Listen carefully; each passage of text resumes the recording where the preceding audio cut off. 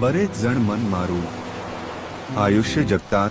माझ्यावर सुद्धा अगदी लहान वयातच घरची जबाबदारी आली, कारण घराची आर्थिक परिस्थिती चांगली नव्हती। स्वतःसाठी जगायची इच्छा होती, पण वेळच नव्हता। माझं आयुष्य तर घरची परिस्थिती सांभाळता सांभाळता निघून गेलं। संसार उभा राहिला, घरही झालं, घरच्या जबाबदाऱ्या पूर्ण केल्या, मग आईची तब्येत हळूहळू खराब होत गेली आणि एक दिवस ती पूर्णपणे अंथरुणालाच खिळली।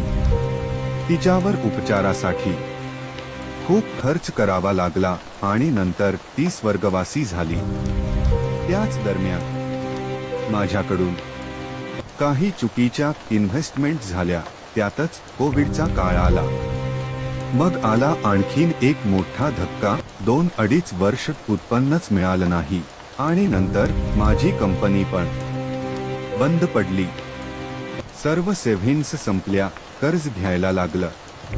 आता वय पण 58 पूर्ण झालं आहे आणि त्यामुळे नोकरी सुद्धा मिळत नाही।